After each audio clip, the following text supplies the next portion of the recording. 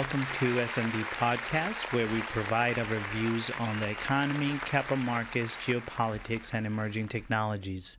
I'm your host, Sam Bale, the founder of Future Capital Partners, with my good friend and your co-host, John Sinclair. Welcome, John. Hey, Sam. Good to see you. Likewise. Hi, everyone. This is John Sinclair. I'm a corporate strategy specialist with special focus on growth and turnaround. I have designed and implemented some of the most complex transformation programs globally for Fortune 500 companies, as well as late stage startups. And our goal is to share some of those success stories with you, of course, as well as some of the setbacks. And hopefully you find this interesting. Thanks, John. It's been a while. It's been 2 weeks we haven't spoken, and I'm glad we are back. Although I feel like, a little bit setback.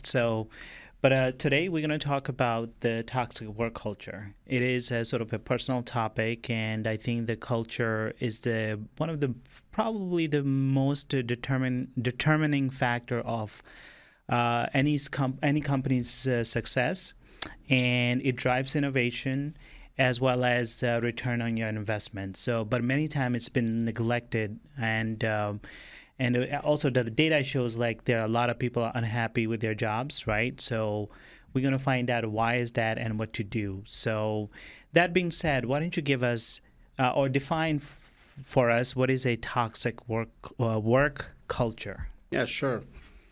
So toxic work culture is where you're going to see your people are more focused on surviving than thriving, right? Because they're either working around coworkers or managers that are so toxic or abusive that these people simply just not focused on doing what's right for the company. They're not working toward a common goal, but it's more about survival. The second element that you're going to notice very easily that the core value of the company is very vague and it's routinely violated by senior executives. They don't really adhere to the same rules. They're holding their employees accountable. The third one is organizational structure.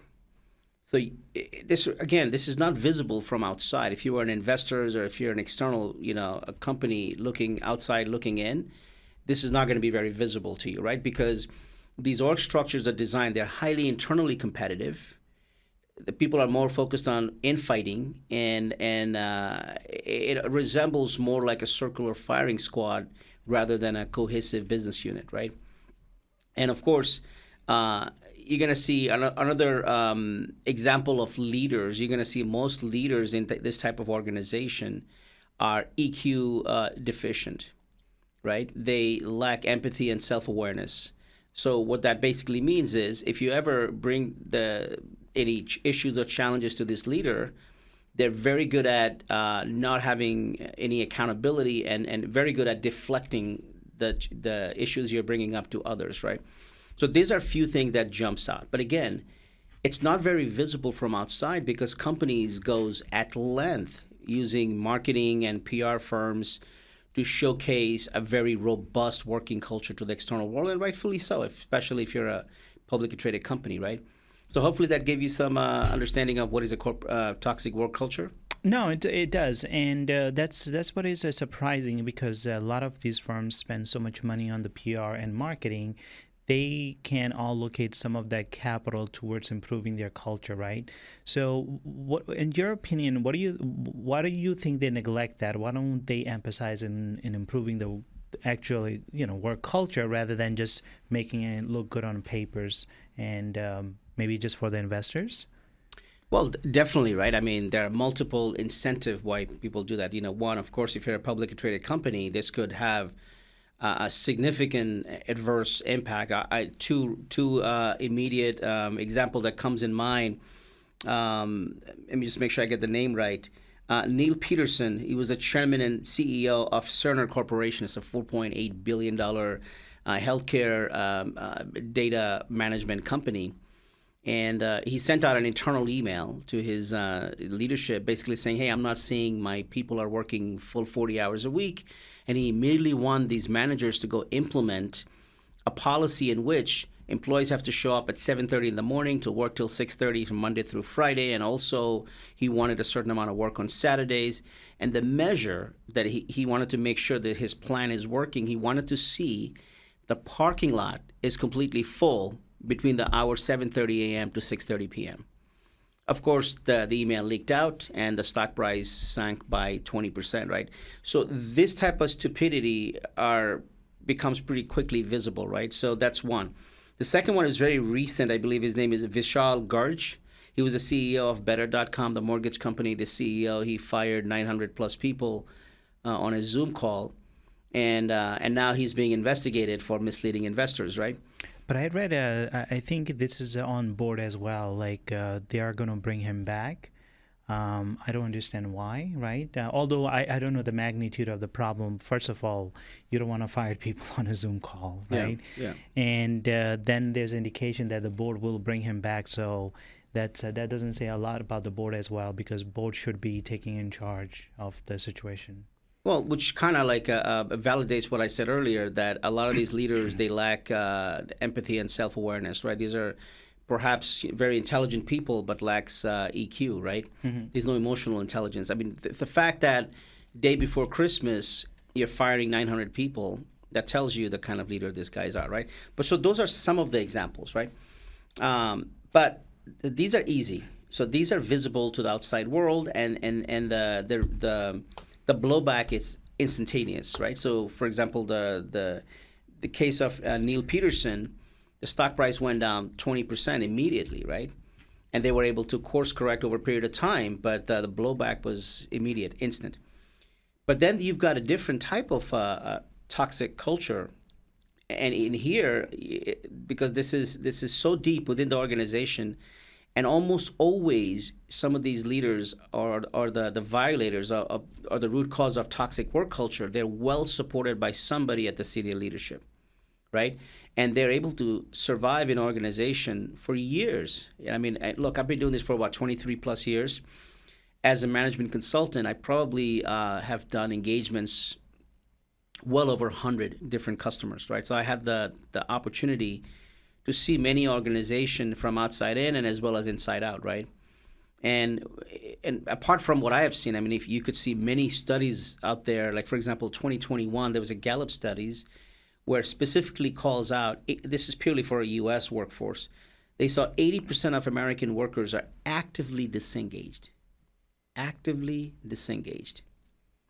That's a serious problem. And I think we did a whole topic on the Great Resignation, and if you listen to the market talking points, it's basically, oh, people are simply quitting because they're unhappy. Yeah, absolutely, they're unhappy with their current job, but there are also hundreds of companies out there that are doing a phenomenal job maintaining a robust work culture where people love going to work for those companies, right?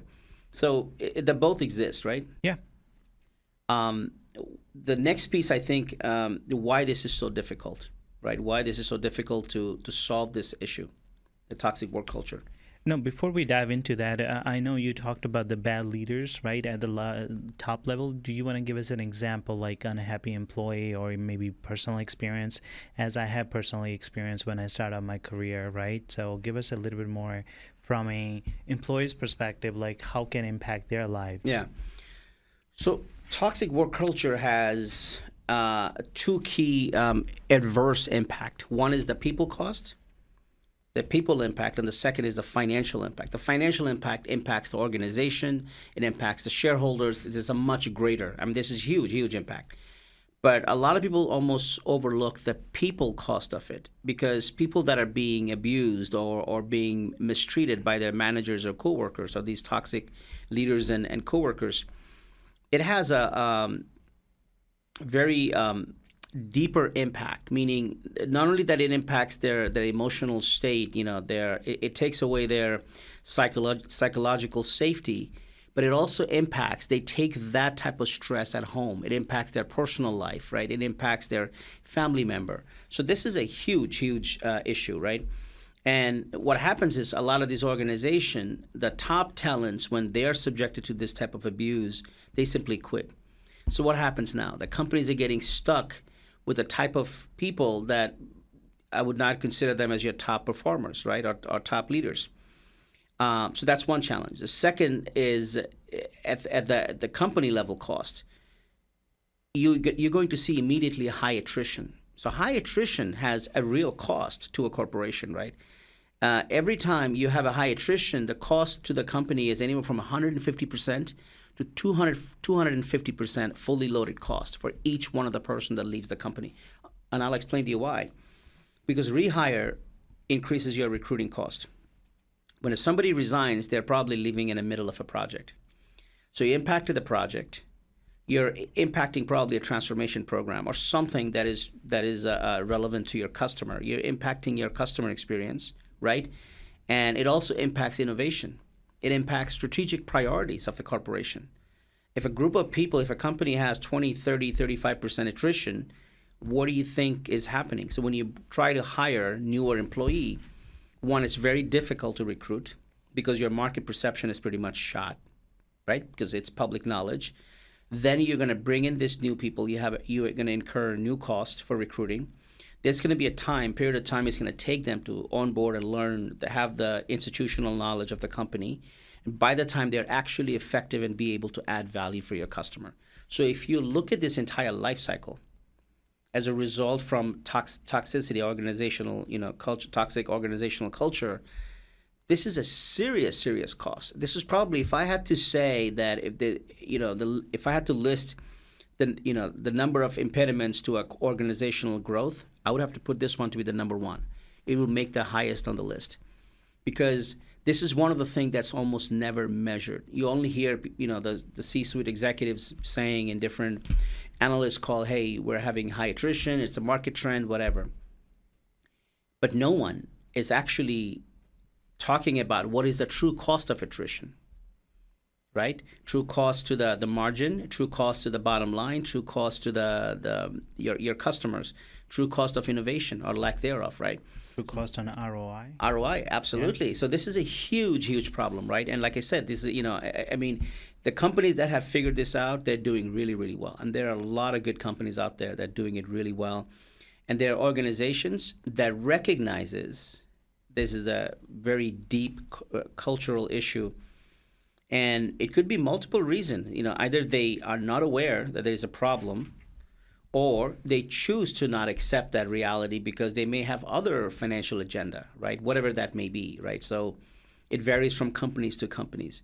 But nonetheless, this is a serious issue that is impacting, lives of thousands and thousands of workers.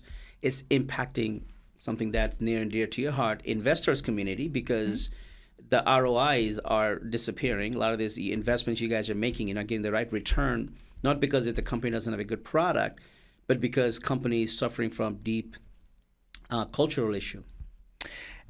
I want to come back to something you said that this is a internal problem. So people who are in it, they are the only one experience it, and people outside don't know. For the investment community, I think it'll be a good actually KPI or matrix to start using for their investment decisions. So when they send out the LOIs or letter of intent for acquisitions or investments, there should be a clause to have boots on grounds to talk to the people who are involved in day-to-day operations to understand the company's work culture, right? And define opportunity to where they can improve. Because I think, and we were talking earlier that culture is very important for innovation as well, right? Some of these tech companies, their culture is great, and that's why they're able to sustain like the top talent, right? So that being said, I want to dive into the solution because that's very important, right? Especially in today's great resignation, I think solution is needed, right? So why don't you give us your roadmap for the solution? Wow. So I think there is I think you kind of alluded to the answer, right? I think, the first priority, the first mandate should be a quarterly report on attrition, and not just saying we have X percentage of attrition, but having an analytical view of what was the cost of attrition, what was the cost of rehiring, what is the cost of lost productivity, what is the cost of lost innovation, what is the cost of missing deadline on strategic corporate priorities, things like that, right? What is the cost of customer impact, right? Customer experience, loss of customer, inability to attract new customers. So all these things have a cost. But to do something like this, it requires an active investment, because this is effort, right? This is something you have to look into. This you have to really um, uh, run some modeling to identify what is the true cost of this type of things, right? Because I think once you identify the true cost of high attrition resulting from toxic work culture, only then this is going to get the true attention it deserves from the senior executives, right? Because as of now, um, the the perception is, oh, this is just a trend. This just happens in companies. This is it's a cyclical pattern of behavior, right? You're going to lose some people. Some people are going to come back. But the truth is that's not the case. In many successful companies, this is not the case at all. Especially if a high attrition, you have to look into this. So that should be a mandate, right, to identify the true cost. The second piece I would look at is build a corporate culture where you hold your top executive from a CEO down to every employee in the organization, the cultural norm, right? So if you have a certain set of guiding principles that you will hold everybody accountable, the C-suites also have to hold themselves accountable, right? Because if you have an organization where the set of rules that are only for all the employees, and you've got senior leadership that frequently violates those habits, the cultural norms, right? Then it doesn't work, right? So this is something you have to really pay attention to. But that requires a recognition from senior leadership that there is something wrong. And like I was alluding earlier, one of the biggest challenges I've seen, even as when I did a lot of org design and organizational transformation type of exercise, oftentimes, very few time in my life I've had a leader actually acknowledging that they may be the source of problem inadvertently. So one of actually one incident, I was doing a consulting work at that time. I think it was for divestiture for a company in San Antonio, Texas, and I was working with the CIO. And to my surprise, he comes to me one day. We're having a meeting. We had several sessions, and he says to me, "Am I the problem?" It was such a refreshing a situation to hear someone is actually recognizing, a leader recognizing he may be inadvertently adding to certain behavior, and the fact that he's recognizing that he may be the one who's contributing to this without knowing about it, right? But the fact that he brought it up, I look at him and I said, David, you really want me to answer this? He says, no, seriously, I'm paying you. I want your unbiased opinion. And I don't want you to just sugarcoat it to make me feel better. It's important. I want to know, because I can't transform my organization if I am operating at a different level, right? I have to be exactly the same way that I'm expecting my team to follow. So for a lot of management consultants, as much as this is a requirement to provide an unbiased opinion, a neutral opinion, you still have to kind of, walk a fine line, because what you don't want to do inadvertently hurt the ego or end up insulting your primary customer who's writing the checks, saying something that may insult them, right? So I think David read that in my face, and he looks at me and he says, I am sincere. If you want to add value to my organization, to this exercise, I really need to hear your honest opinion. I respect you. That's why I'm asking you. And I kind of gave him a little bit of feedback, and I told him, yeah, I don't think it's intentional, but I think sometimes you are double checking your leaders, your direct reports' opinion by walking the floor and asking their direct reports what do they think of a certain solution. You're getting 2 or 3 different set of answers, and it's creating a level of frustration within the leadership team, and some inadvertently assuming that they probably don't have your trust, right? So, but this is a rare moment, rare occasion where a senior leader recognizes there's something not right, and sincerely seeking guidance, and keeping an open mind and accepting and recognizing, okay, I have to change some of those things, some of this behavior, or some of my ways of working. So that is rare. Like I said, I've been doing this for 23 years. I can't even say this has happened 3 times. It's very rare. So that's one of the reasons why organizational transformation is extremely, extremely a complex undertaking, because one of the biggest challenges, it's have people that are doing it, to have them to actually see that what they're doing is wrong, right? Now, um, but I have to assume the majority of the organizations, when this happens, maybe there is a handful of senior leaders that are perhaps the bad apple. But the reason why they're able to evade detection for years and years, because they don't do it directly. Sometimes some of these behaviors are orchestrated through proxy, meaning you could have a senior leader and he wants to run this command and control structure. They themselves don't burn themselves. They will hire like-minded people, right? They'll probably over-promote some mediocre folks into the leadership role, and their sole purpose will be to go and execute these cockamamie, the visions and strategy of these toxic leaders, right? So those are very difficult, extremely difficult to identify and resolve, because remember, the two example I gave you for Neil Peterson and also Vishal Garg of the Bettercom, these type of behaviors very obvious. They did something that became a public knowledge very quickly, and it was and they faced the blowback. But a lot of these toxic leaders, one thing you have to understand, the reason why they're able to evade detection for so many years, some of these folks, they work in companies for 15, 20, 25 years, right? And it's almost like they're having a duplicitous personality, like a Dr. Jekyll and Mr. Hyde. So when they're talking to senior leadership, they see Dr. Jekyll, and the rest of the organization sees Mr. Hyde, right? And they're very careful in how they design their organization. They purposely design organization in a very small groups. And the reason why they do that, because they don't want an alignment among groups. They almost intentionally create groups that has some level of contention. So no one will actually unite and have a unified, voice, and it serves their purpose. If they ever want to, remove or get rid of somebody, a dissent, they could easily do that. They could turn the rest of the group on that person, right? Because it's a very easy exercise. All they have to do is tell HR, hey, why don't you go ask this person's peer, how do they feel about him? Because he or she has already created a very toxic working environment where leaders don't trust each other. They don't work together, right? But it serves their purpose, and the sole purpose is to basically having the power. And of course, self-serving agenda of having a job for life, basically, right? And it's unfortunately very, very difficult.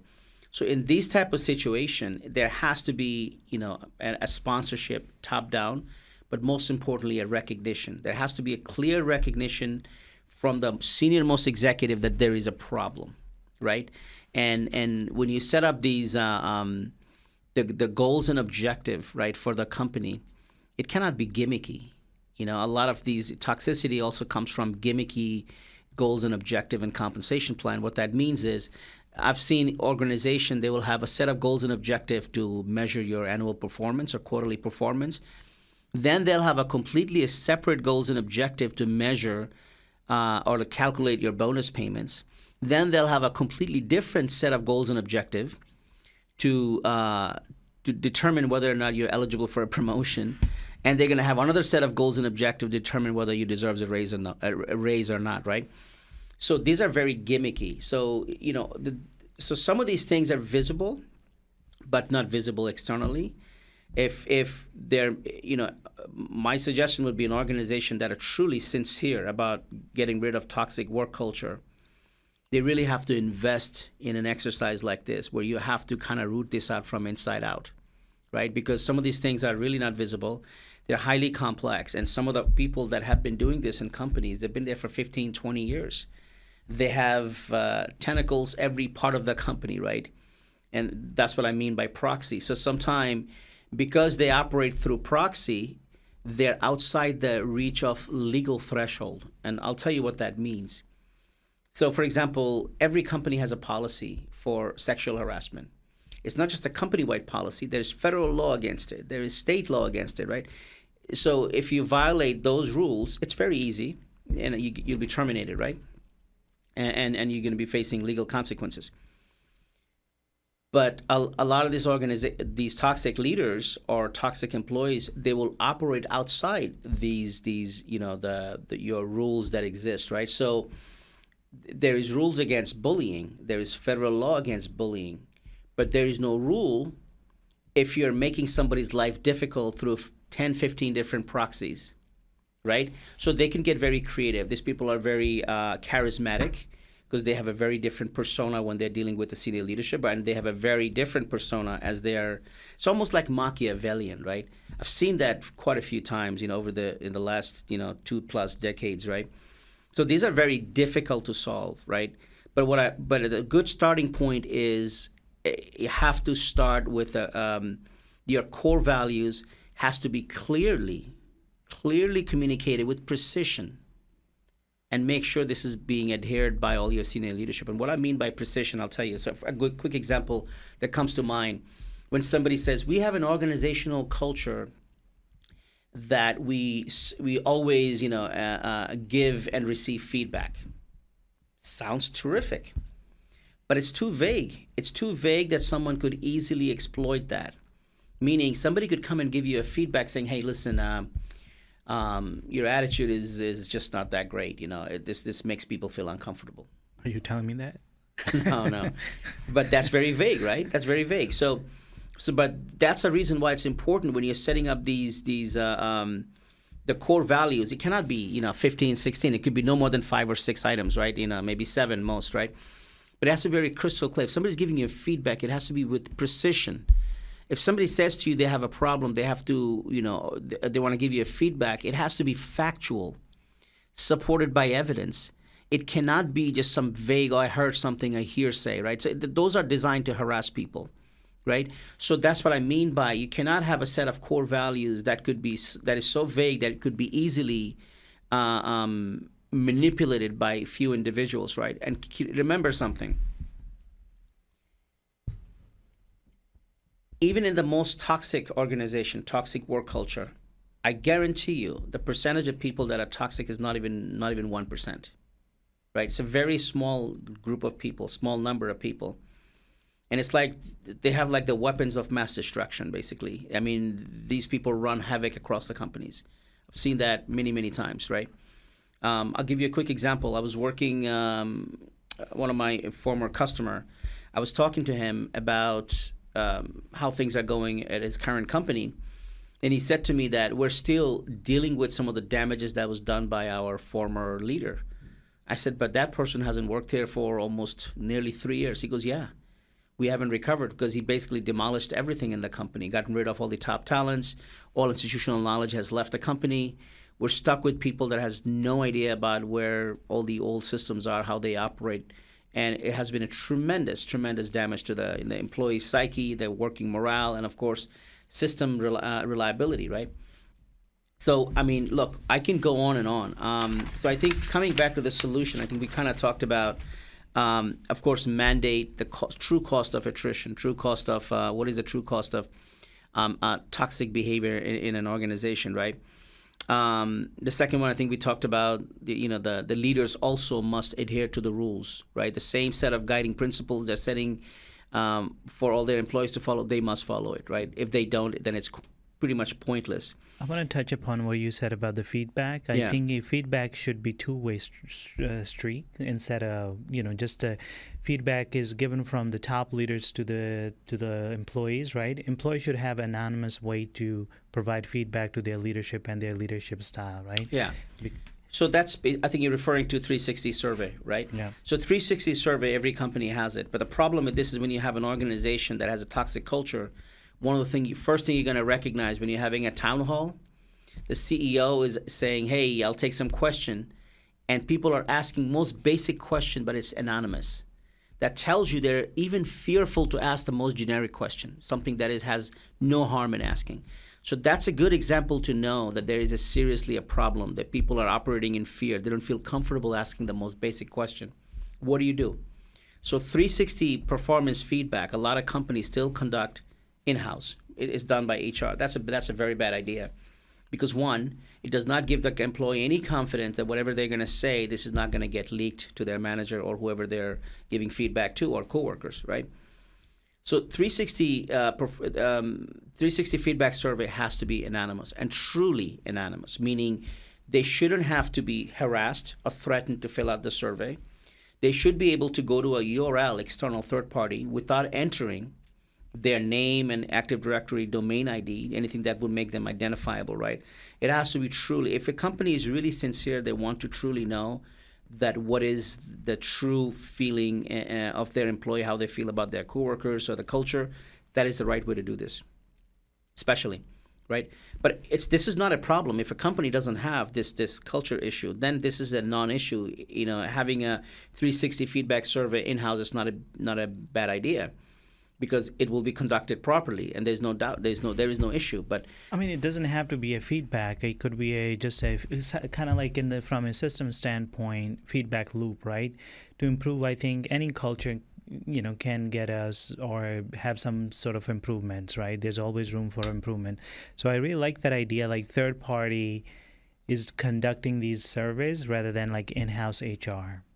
absolutely, because Yeah. or else, the whole idea is, if you're trying to solve a toxic cultural issue, what is the one thing you're trying to alleviate to drive participation? Because remember, for you to fix the problem, you really want your employee to participate, right? And giving you the true, honest feedback. And they're not going to do that if they're feeling fearful and they feel like there's a chance somebody's going to retaliate, right? They're not going to do that. So what you're doing is you're going through an exercise that's a futile exercise. It's got a whole set of data in it, but it's completely useless data, because people are arbitrarily or out of fear giving real praises to their coworkers or their managers that is completely undeserving, right? So you're not really fixing any problem. All you're doing is going through the motion of some of these pointless exercises. It doesn't change anything. The final piece that I would talk about is the type of leaders you're hiring. And I think we talked about it at length in one of our previous session, when we talk about the hiring the right leaders, right? Every company, there's hundreds of consulting firms and coming in with all different offerings and saying, hey, let us help you drive high performance, high performance, high performance. Fantastic. Especially if you're a publicly traded company, or if you're in a VC backed company, performance is important. But the topic of today's discussion is, how do we solve one of the key impediment in every company that are dealing with toxic work culture? And the toxicity is coming from because you're hiring leaders that that are EQ deficient, lacks empathy and self-awareness. So it's an integrity issue, right? So the priority on all hiring practice has to be the first and foremost is focused around high integrity. There are very specific measures. It's not easy to conduct that type of interview. It requires a specific skill set, because nobody in an interview is going to come out and openly admit some of their leadership style, especially if it is not the most admirable, right? So there are ways to conduct those interviews to identify these type of high integrity players, high integrity leaders, and all the other skill sets should be secondary. What that means is it makes no sense. You're hiring really smart people, right? They may individually be a top performer, but they're going to bring down the productivity of the entire team if these are not good leaders or good coworkers, right? So that's extremely important. So kind of want to recap. We talked about 5 potential solutions. There's many ways to do this, right? But I think the first and foremost has to be a mandatory reporting on all attritions and the true cost of what that means to the company, to its customers, to its innovations and all that. Number 2, we talked about leaders must learn to uphold the values they're communicating to their employee. They must be subject to the same standard, and meaning this must be non-negotiable. If an employee gets fired for violating a certain company cultural mandate, that same rule should apply to even a senior executive, right? They should be absolutely not negotiable. 360 feedback, it has to be truly anonymous for this to be effective. Because if the data is not right, you're basically actioning on meaningless data, right? You want that data to be precise and factual. And number 4, the goals and objective, it cannot be gimmicky. It has to be transparent. It has to be transparent across the entire life cycle of somebody's employment, right? Meaning not just the annual performance, even though my feeling about it. A lot of successful companies have gotten rid of annual performance, review, because it actually does no good for companies. It actually demoralizes employees. psyche. Not only that, I think it's time waste as well. That time could be focused on, because when I started on my career, was working for this management consulting firm. People used to spend months and months just analyzing the annual performance or reviews, Yeah. right? And that focus was shifted away from that time could have been spent on the client's engagements, right? But you are spending so much time just internally taking care of your own processes. So yeah, Yeah, I mean, it should be, the priority should be people, not yeah, process, right?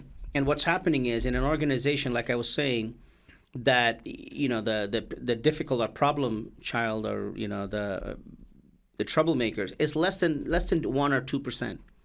So you've got 97 or 98% of the effort, in developing all sorts of arbitrary HR policies to go and measure all the employees. 97, 98%, they are really actually good, honest employee, good people, right?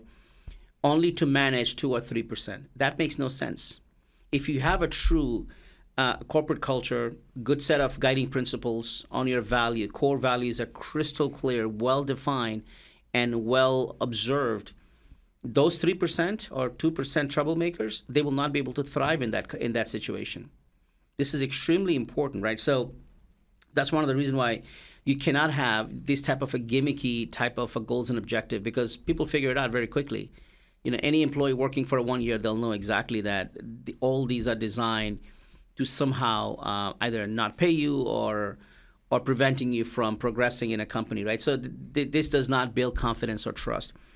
And of course, the final piece again, hiring the right leader. Focus on high integrity. Just make sure these people brings in the high emotional intelligence. They have self-awareness and empathy, right? Those three attributes are missing, all the other skills are completely nonsense. It will do nothing for an organization, right? I've seen it time and again.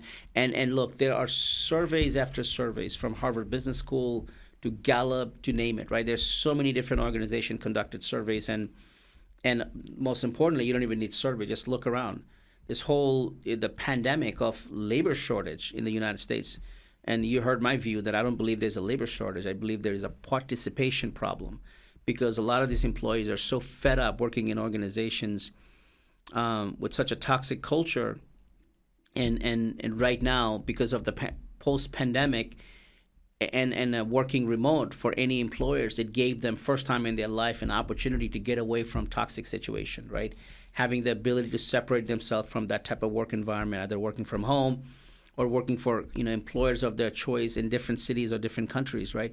So I think it's important that if an organization is really truly sincere about transforming their working culture, the corporate culture, and remove toxic. You'll never be able to get rid of 100% toxic people. I mean, there's always going to be a few bad apple, right? But if there is a real a sincere effort, I think those five the line items that I talked about, I think that would be a good starting point.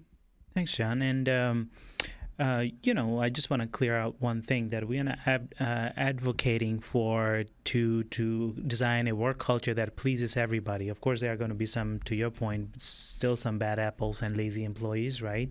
It's like what we're advocating is designing a harmonious environment that enables people to unleash their potential, right? There are people who want to succeed at workplaces. So that could be done through, and ultimately that the environment has an impact, or as we spoke earlier, on investment and leadership development and innovation. So this is a great topic. Thank you, John. And I know we were out for 2 weeks. Do you want to tell our views why? No, it was more I was just busy and debating on what are the because when we come up with these topics, we kind of talk about what's really trending, what's important, what's on top of mind, right? And I think you and I kind of talk about and come up with these ideas of what will have a broader impact, right? This topic, it kind of popped up, and we realized that we're talking about we talked about transformation, we talked about mergers and acquisitions, right? And then you look at that why some company does better than the others, right? And I think after doing a lot of discussion and a lot of analysis, it became very clear that this is one topic, the toxic work culture. It is it is known by everybody. Everybody knows it exists, right? But it is so difficult to pinpoint because it is so well guarded, and so it's almost like a best kept secret of a company, right? From an outside in, it's very difficult to identify, but inside out which is where it's visible. So we felt that this is something, a topic like this could benefit a lot of companies, because I think this is a lot of C-suites are really dealing with this.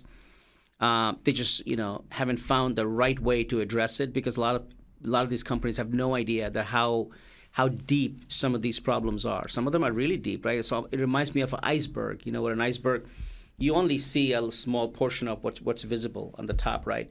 But then you go deep in the water, there is a massive amount of the iceberg that you don't get to see, right? Yeah. So I think the toxic work culture is like that, right? So because some of these folks, they have such deep roots across the company, and that's how they're able to operate for years and years undetected, right? And unfortunately, it destroys the livelihoods and psyches of a lot of good people. Companies lose a lot of intelligent people, a lot of good people with a significant institutional knowledge because of that. And because there is no real measurement taking place to identify this, company suffers losses. And one of the things that you probably could agree, that a lot of M&A, the post-merger, one of the biggest failure happens, it's the integration part.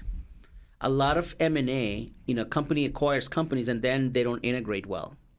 The reason why they don't integrate, because depending on who is acquiring whom, the dominant culture is basically determines how much they want to integrate, how much they want to keep it separate, right? It's not the betterment of the company, because you're not getting the real value of having the level of consolidation would have provided, right? Because consolidation eliminates costs, makes you more competitive, but it doesn't happen because of the cultural conflict, right? A lot of leaders are very self-serving. They're looking at more of a land grab as opposed to what's right for the company. So you end up having companies like pretending like they're one culture, but your customer sees they're dealing with the 10, 15 different companies. No, that's a very good point. You brought it up. Actually, the reason is, as being part of this conversation, because before we initiate the M&A transactions, there aren't any boots on ground to assess each company's culture, right? Because everything happened, or assessment happened through through papers, right? The data room, and I think there should be part of the LOIs clause that. You have to understand the company's culture, not only from the C-level management, but also the day-to-day employees, right? And then understand how you can integrate. You brought up a very good point that a lot of M&As do fail because of the integration, right? That's right. They might look good at papers, like when you are assessing the enterprise values or the stock values and things like that, right? But when it comes to actuality or execution, they fail. Absolutely. Yeah. So thanks, John. Thanks for the great topic. And I want to say thank you to our viewers and listeners for giving us your time, and stay tuned for the future topics. Thank you. Thanks, everyone. And if you like our videos, please give it a thumbs up and subscribe. Yes, please.